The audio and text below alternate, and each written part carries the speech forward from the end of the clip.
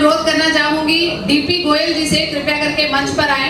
Social worker Canwin संस्था के संस्थापक, प्लीज सर। डीपी जी, सबसे पहले बहुत बहुत स्वागत है आपका इस कॉन्क्लेव का हिस्सा बनने के लिए। थैंक यू वेरी मच मंत्री जी। और वायरल सामाजिक मुद्दों को उठाकर जन जागरूकता के लिए बहुत ही विशेष कार्य कर रहा है। इसके लिए आपके चैनल को मैं बहुत बहुत बधाई देता हूँ। जिस तरीके से आपने एक इकोसिस्टम बना के मीडिया के लोगों को भी एक अलग तरीके से आपने जागरूक करने का कार्य किया कि सामाजिक कार्यों को कैसे मीडिया से जोड़ के समाज में बड़ा बदलाव हम ला सकते हैं। मैं बहुत बहुत बधाई देना चाहता हूँ। Thank you so much sir.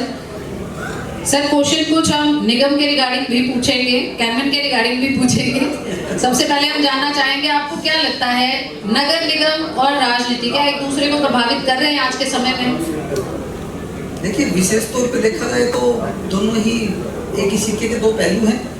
और राजनीति से चुने हुए लोग निगम में आते हैं, उन्हीं के दिशा निर्देशों पे अफसर काम करते हैं।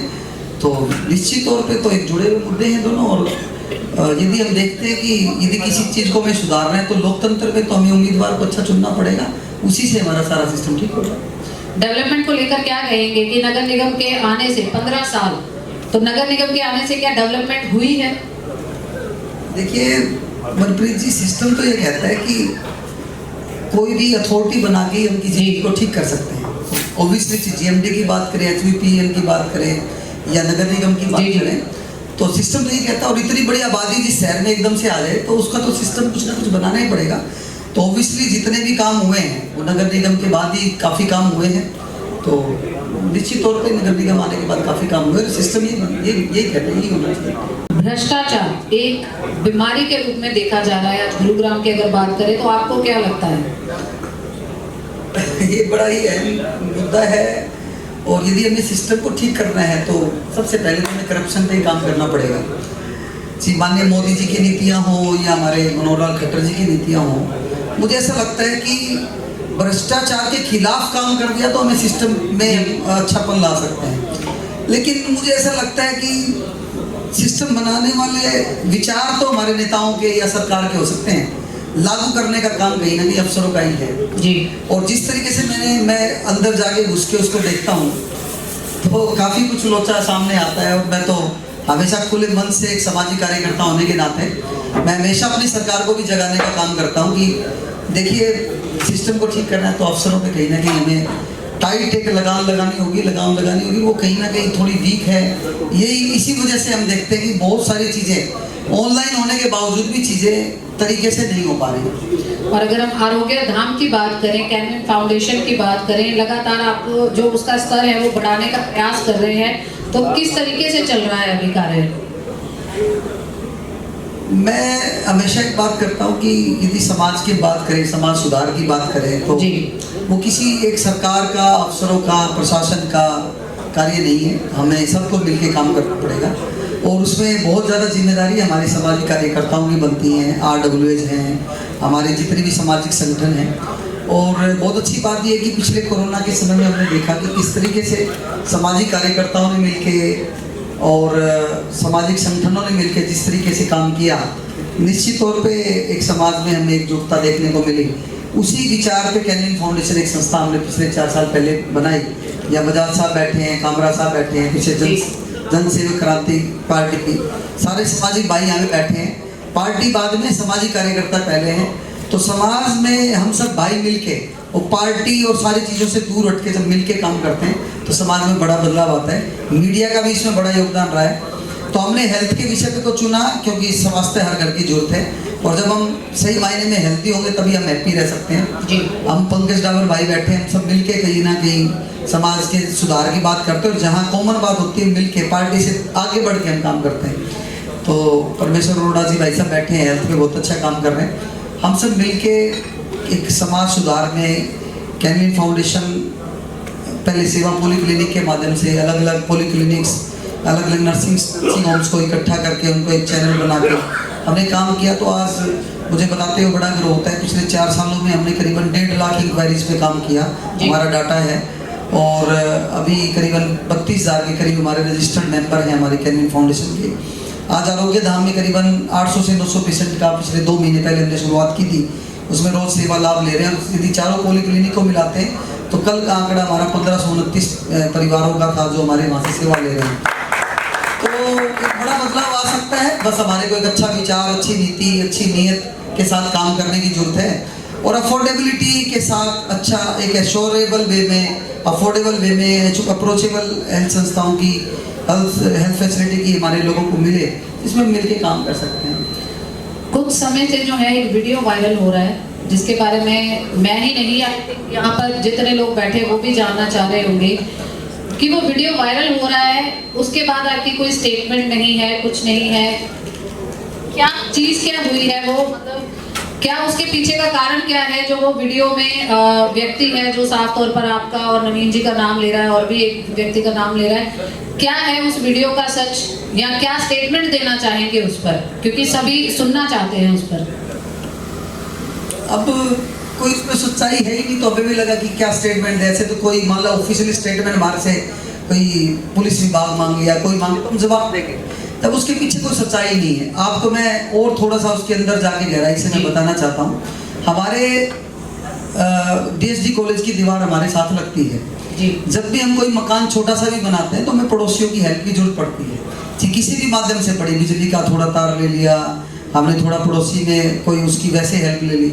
हमने वैसी ही हेल्प DSD कॉलेज से ली थी कि हमारे जो -1 में मशीनें आनी थी MRI की, CT स्कैन, PET स्कैन की, तो वो आगे से हमारी जाना पॉसिबल नहीं था, तो उसकी पीछे से दीवार को हमने परमिशन के साथ तोड़ के और वहाँ से हमने मशीनें पीछे ली थी और उन मशीनों के लिए हमें वो दीवार को थोड़ा सा तोड़ना पड़ा था, जो हमने कुछ समय के बाद हमने उसको बनवा के एज इट इज तैयार भी कर दिया जी। तो हमारे कुछ वेल विशर भाई हैं, कुछ मतलब मैं क्या कहूँ यूट्यूबर हैं जो हमारे को अलग अलग तरीके से हमारे शुभ चिंतक हैं, वो चाहते हैं कि कुछ ना कुछ धन माया उन्हें मिल जाए, तो वो उस चक्कर में उन्होंने हमारे को टॉर्चर किया। वीडियो बनाई उन्होंने हमारी कि यहाँ पे DSD कॉलेज में उन्होंने कब्जा कर लिया है, यहाँ तो सब मिले हुए हैं, प्रिंसिपल साहब का भी नाम उन्होंने लिया, तो वीडियो उन्होंने हमारे को भेजी और उन्हें पहले भी हमारे से 4-5 बार ऐसे ही ब्लैकमेल करके 2-4-5 हज़ार अलग अलग तरीके मतलब ऐसे ही डिफेम करने के लिए ऐसा कुछ उन्होंने किया।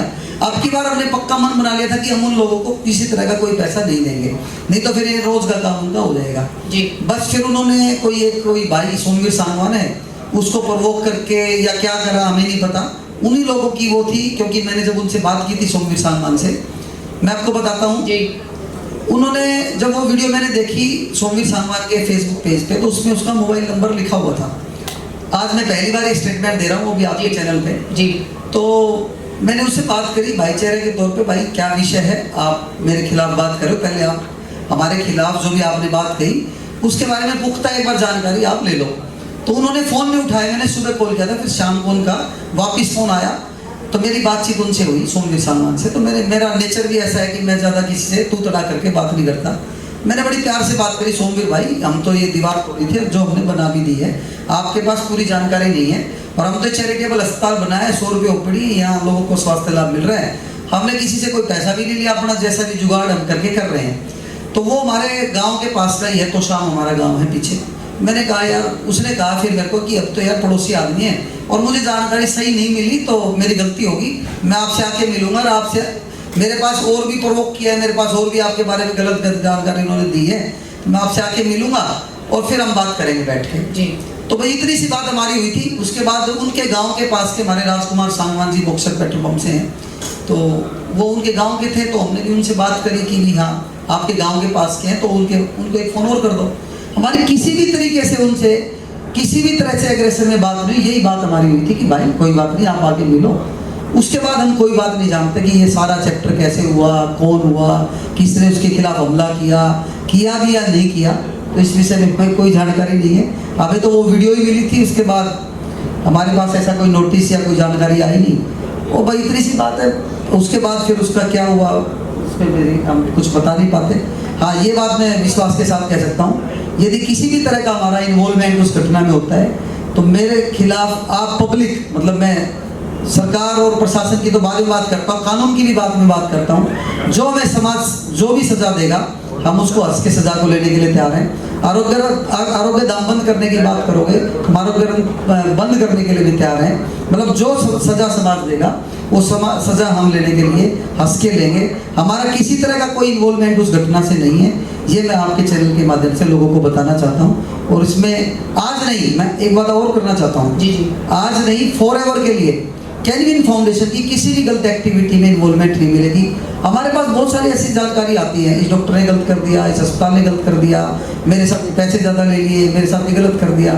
हमारे दोनों भाइयों की किसी भी नेगेटिव एक्टिविटी में कोई इन्वॉल्वमेंट कभी भी नहीं होगी। मेरे परम मित्र भाई हैं, सैनी साहब बैठे हैं, तजिंदर सैनी, मैं इनका भाई का धन्यवाद भी करूँगा। इनकी बड़ी अच्छी इंसाइट्स रहती है। जब हमने 15 करोड़ का इंजेक्शन के लिए हमने फंड इकट्ठा किया था बीमारी के लिए, तो भाई के पर्सन आए मेरे पास कि ये पैसा पूरा हुआ कि नहीं हुआ, इंजेक्शन लगा कि नहीं लगा। वाजिब है, जवाब पर्सन होने भी चाहिए। तो मैंने इनको कोई जवाब नहीं दिया, इनसे मेरा बहुत बड़ा प्यार है, मेरे अच्छे दोस्त हैं। मैंने वो टीका लगा उस दिन की वो फोटो जब अखबार की आएगी टीका लग चुका है, वो भाई को भेज दी। और भाई ने मुझे बात कही, यार बोला यार मेरे से गलती होगी कि मैंने आप पे शक किया, और आज के बाद मैं कैनविन फाउंडेशन के साथ खड़ा हूँ। तो मुझे बड़ा अच्छा लगा। तो हमारी कोशिश यही रहती है कि ठीक है जी, जवाब क्या देना है, काम हमारा जवाब देगा। और नवीन भाई ने तो अपनी टैगलाइन भी काम ही पहचान बना रखी है। भारतीय जनता पार्टी की विचारधारा से हम बड़ी वाकिफियत रखते हैं। माननीय नरेंद्र मोदी जी के हम बड़े अनुयायी हैं, उनको बड़ा लाइक करते हैं, उनके फॉलोवर हैं, तो उनकी विचारधारा से जुड़ के काम करें। लेकिन जहां भारतीय जनता पार्टी को भी जगाने की बात आती है, हमारी सरकार को भी कहीं ना कहीं जागरूक करने की बात आती है, तो नवीन गोयल भाई पीछे नहीं रहता। हमारी सरकार को अभी तो जगाएंगे ना।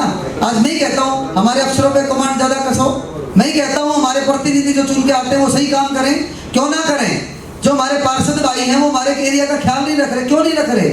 हमने चुन के भेजा भाई, मैं जहाँ कहना वहाँ कह सकता हूँ, हम कह सकते, जोर लगा के कह सकते। तो हमें सबको काम करना पड़ेगा, लोगों का विश्वास हम खराब ना करें। हमारी सरकार ईमानदार है, हमारे सीनियर नेता ईमानदार हैं, हमारे जो ग्राउंड लेवल के नेता उनको सही होना पड़ेगा।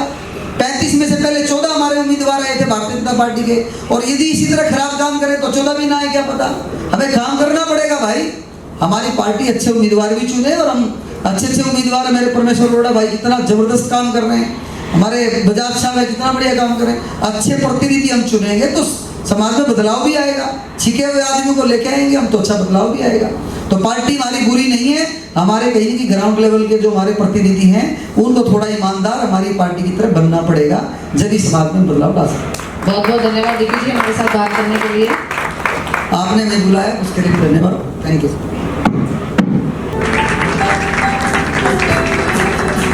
सर